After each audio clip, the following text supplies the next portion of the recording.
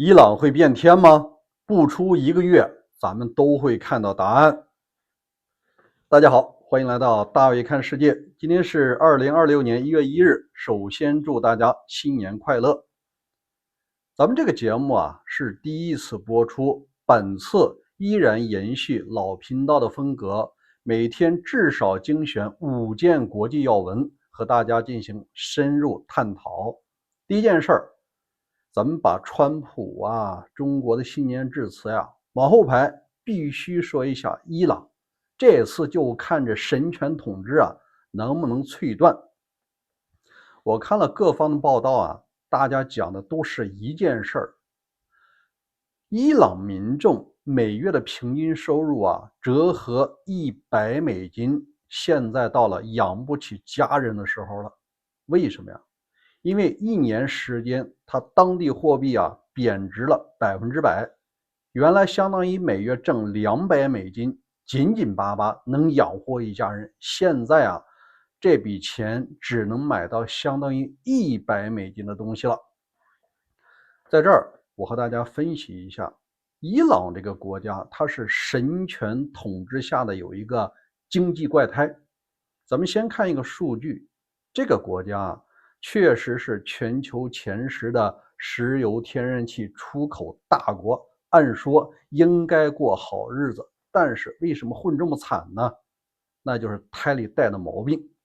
它反美，反美又加上反以色列，你说国际社会能不制裁它吗？所以它呢，对外实行的是以物易物的贸易。举个例子，它这个国家天然有一个弱点，它是一个粮食进口国。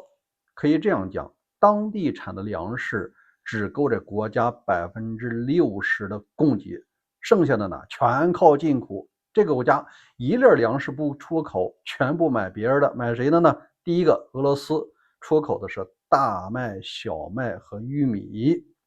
那他给俄罗斯换什么呢？他出口的是无人机的技术和炮弹，还有就是汽车零配件。那第二大买家是谁印度。印度买他的石油，给他出口的是什么呀？化肥和大米。印度是大米出口国正好伊朗人爱吃大米。第三个，那就是中国，给他提供的是粮食加工的设备，而中国是他石油的出口国。第四，巴西。巴西给他出口的是什么呀？农作物，他出口的是石油。所以说这个国家天然对于统治者来说，如果民众吃不饱肚子，一定会造反。第二呢，他不可能像中国那样关起门来，然后呢加强镇压，把这事儿就办完了。事实上，如果他封闭了国门，这个政权死得更快，因为它严重依赖于对外的粮食进口。你刚才知道这个格局就清楚。现在伊朗神权政府手里几乎是没什么牌了。他原来有一个最大的牌是什么呀？印钞。现在已经证明你越印越差。第二他手里有一个暴力机构，一个呢是他自己的三军再就是党卫军，叫伊朗伊斯兰革命卫队。但这个卫队镇压民众，它也是有边界的。那为什么伊朗这个国家它出口了这么多的石油天然气，反而没过好日子？其中更重要的一点呢，它和美国这样的国铁不同。你看美国出口国家卖的东西几乎没有，它大多数都是私营的，人家赚的钱那都用在消费和投资了，这经济它能不提升吗？而伊朗它对外出口主要是国家行为，赚到的钱或者换来的物资给谁呢？它并没有改善民生，它基本上买武器，给伊朗伊斯兰革命卫队安装摄像头，提供中国的警察培训。现在都已经学会了异地用警了。为什么呢？都是父老乡亲的，你敢开枪吗？你舍得开枪吗？对面可能就是你的兄弟。现在他和中共一样是异地用警，大家谁不认识，下手都比较狠。当然了，另外有一点就是伊朗伊斯兰革命卫队对经济严重的扼杀作用。以前的节目咱们讲过，这个它不光是一个镇压的暴力机器，它也是一个经济组织，它手下的公司多着呢，银行、医院、通信、交通，你就是盖大型的工程，你都得包给他们，几乎没有民营企业的空间。所以说，国家挣的钱都为这些教士集团和伊朗伊斯兰革命卫队给吃干扒净了。真正民众一个月的收入也就相当于$100，现在到了什么程度辛辛苦苦挣一个月，根本买不够食物，连这大饼都买不起了。他们在想，我有什么值得失去的呢？命都快没了，还不得造反？虽然说央行行长火速辞职了，但这个已经糊弄不了伊朗民众了。你就是总理辞职，总统辞职，如果仍然是神权政府说了算，大量的资源仍然给了伊朗伊斯兰革命卫队和教士集团，跟我们有啥关系啊？你走马灯的换央行行长也没意义。所以说，伊朗民众这次想通了，咱还不如回到原来那个王权统治呢。当然了，接下来我想未必真的恢复王权统治，直接一步到位干到世俗吧。所以说，按照以往的斗争经验像去年的这个孟加拉呀，还有一些其他国家的经验，通常在20天左右，它就能够见分晓。因为神权政府里的牌就剩下暴力镇压一个了，印钱已经不管用了。那至于说其他的外援能不能管用呢？几乎没有。首先说，俄罗斯现在自顾不暇，中国呢也不想得罪美国和以色列，他只能是干看着，其他国家更不可能帮忙了。那接下来就看伊朗民众给不给力了，咱们密切关注这件事的进展。第二件事呢，我们仍然说一下中国国家主席习近平，他呢在2026的新年贺词咱们通篇听下来他又是在老调重弹，自吹自擂，讲了自己那么宏大叙事，聊没聊民众最关心的房价的问题失业率的问题青年人的这个成长问题没有聊这个，说明什么问题呢？他还沉溺在自己的$10000亿的贸易顺差的辉煌当中。你就这么不接地气儿，大家也可以想见，2026年恐怕比2025你更得勒紧裤腰带。那什么时候勒爆那咱们就看着吧。因为至少当局也有了一些警醒，至少说大城市包括上海、杭州、北京都取消了跨年的活动，因为他非常担心这种聚集也许冷不丁有人就喊了一句老习下台，大家都正好引爆心中的怨气，结果可能就直接冲击市政府或者是砸几个派出所。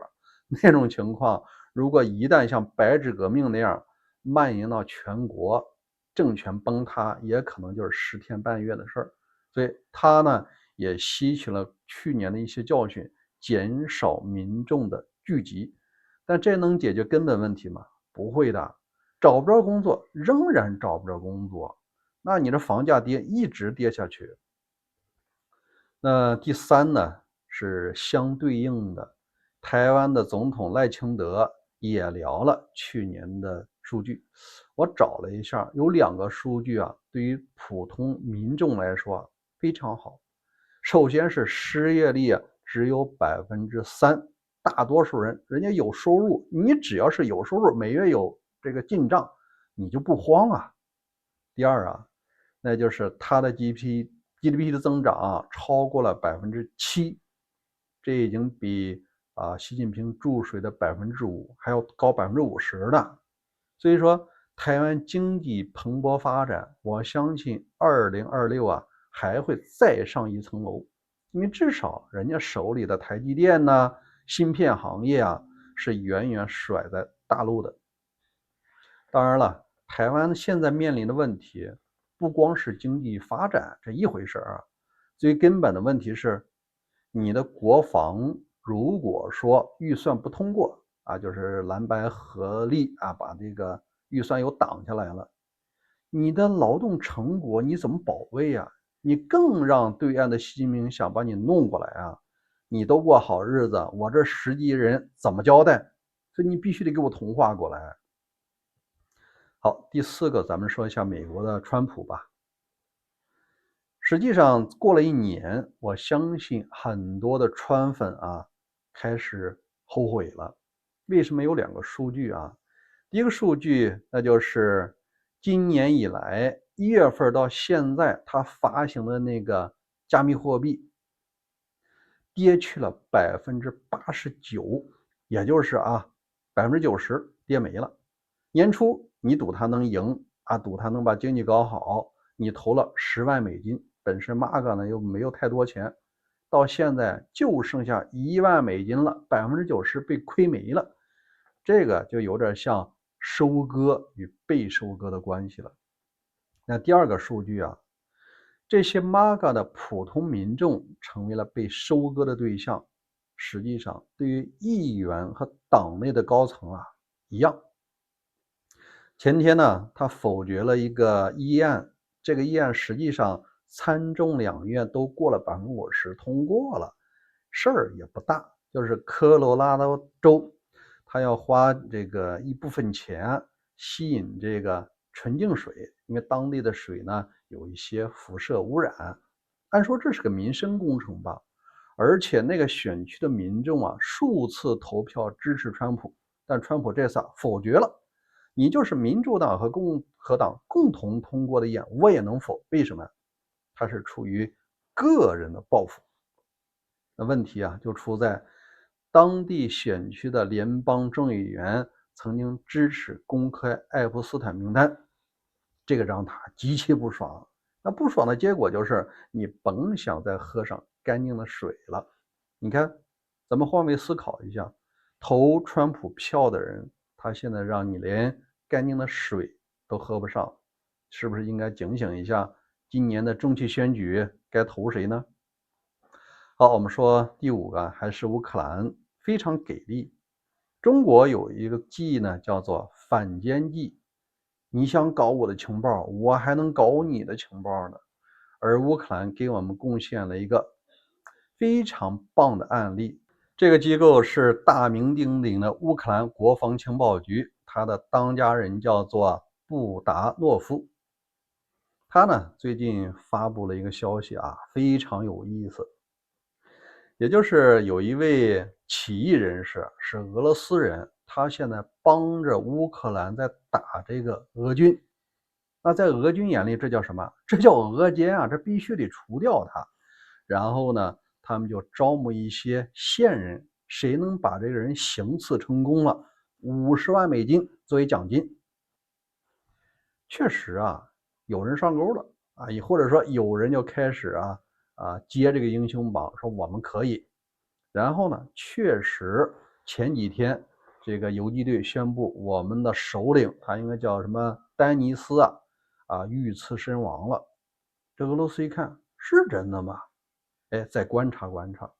没想到第2天啊，这乌克兰呢也对外发布说，我们的亲密战友已经遇刺身亡了，我们表示沉痛的这个悼念。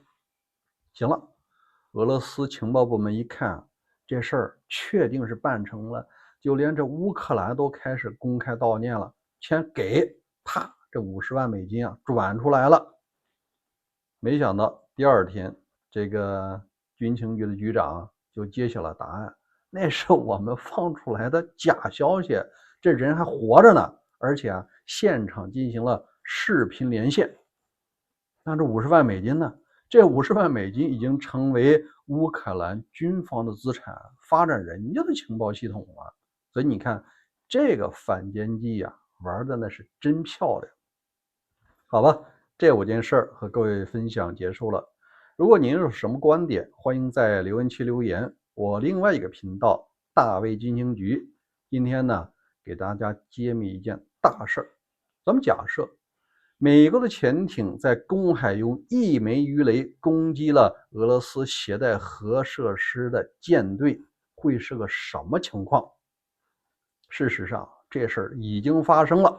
如果您对这事儿感兴趣，请关注另外一个频道大卫军情局。这2个频道啊，咱每天都有更新，欢迎您点赞、留言、转发，并且打开小铃铛。明天第一时间咱们再会。